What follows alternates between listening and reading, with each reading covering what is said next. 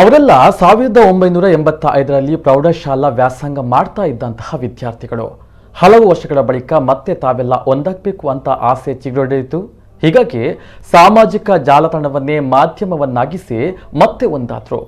ಮತ್ತದೇ ಕ್ಲಾಸ್ನಲ್ಲಿ ಕೂತು ಅಂದಿನ ಅಧ್ಯಾಪಕರ ಪಾಠ ಕೇಳಿದ್ರು, ಹಾಡು ಹಾಡಿದ್ರು, ನೃತ್ಯ ಮಾಡಿದ್ರು. ಇಂತಹ ಸುಮಧುರ ಕ್ಷಣಕ್ಕೆ ಸಾಕ್ಷಿ ಆಯಿತು ಸಮ್ಮಿಲನ ಎನ್ನುವ ವಿಶೇಷ ಕಾರ್ಯಕ್ರಮ.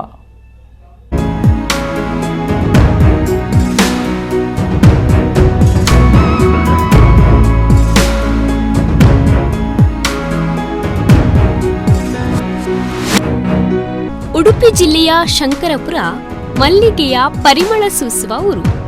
ಬದುಕು ಕಟ್ಟಲು ಆಸರೆಯಾಗಿದ್ದು ಮಲ್ಲಿಗೆ ಕೃಷಿ.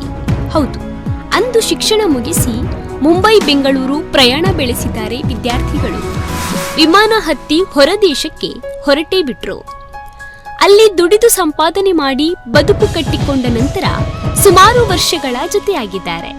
ಹೀಗೆ ತರಗತಿಯಲ್ಲಿ ಕುಳಿತಿದ್ದಾರಲ್ಲ, ಇವರ ಖುಷಿಗೆ ಪಾರವೇ ಇರಲಿಲ್ಲ. ಸಂತೋಷ ಮಾತ್ರ ಉಕ್ಕಿ ಬರ್ತಾ ಇತ್ತು. ಮಾಸದ ನೆನಪುಗಳು, ಹಳೆಯ ಪ್ರೇಮ ಕಥೆಗಳು, ತರ್ಲೆ ತುಂಟಾಟ ನೆನಪಿಸಿ ಎಂಜಾಯ್ ಜೊತೆ ಖುಷಿಯಲ್ಲಿ ತೇಲಾಡ್ತಾ ಇದ್ರು. ಯಾಕಂದ್ರೆ ಹಿಂಗೆ ಕ್ಲಾಸ್ ರೂಮ್ ಅಲ್ಲಿ ವಿದ್ಯಾರ್ಥಿಗಳಾಗಿ ಕೂತು ಸುಮಾರು 30 ವರ್ಷ ಆಗಿತ್ತು. ಹೀಗಾಗಿ ಅಂದಿನ ಮಾತು, ಹರಟೆ, ತಮಾಷೆ, ಹಾಡು, ಡಾನ್ಸ್ ಎಲ್ಲವೂ ಇಲ್ಲಿತ್ತು. ಇದು ಉಡುಪಿ ಶಂಕರಪುರ ಸೇಂಟ್ ಜೋನ್ಸ್ ಪ್ರೌಢಶಾಲೆಯ 1985ರಿಂದ 1988 ವರ್ಷದ ಹಳೆ ವಿದ್ಯಾರ್ಥಿಗಳ ಸ್ನೇಹ ಸಮ್ಮಿಲನ ಕಾರ್ಯಕ್ರಮದ ದೃಶ್ಯ.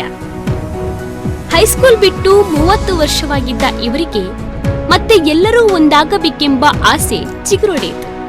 ಹೀಗಾಗಿ ಅಂದಿನ ವಿದ್ಯಾರ್ಥಿಗಳು ವಾಟ್ಸಪ್ ಗ್ರೂಪ್ ಮಾಡಿ ಅದರಲ್ಲಿ ಎಲ್ಲರನ್ನೂ ಒಂದಾಗಿಸಿ ಚರ್ಚಿಸಿ ಇಂತಹ ಉತ್ತಮ ಕಾರ್ಯಕ್ರಮವೊಂದನ್ನ ರೂಪಿಸಿದ್ರು.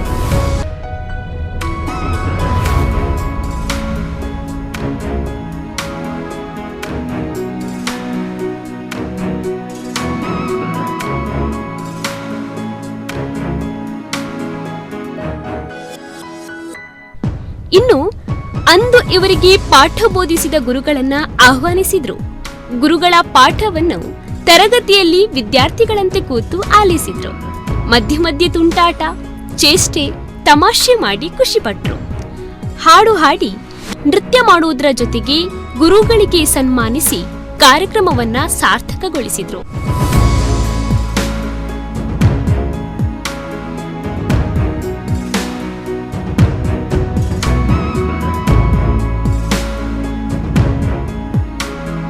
ಊಟ ಮುಗಿಸಿ ಶಾಲಾ ಬೀಳ್ಕೊಡುಗೆ ಕಾರ್ಯಕ್ರಮದಂತೆ ಗ್ರೂಪ್ ಫೋಟೋಗೆ ಪೋಸ್ ಕೂಡ ನೀಡಿದ್ರು.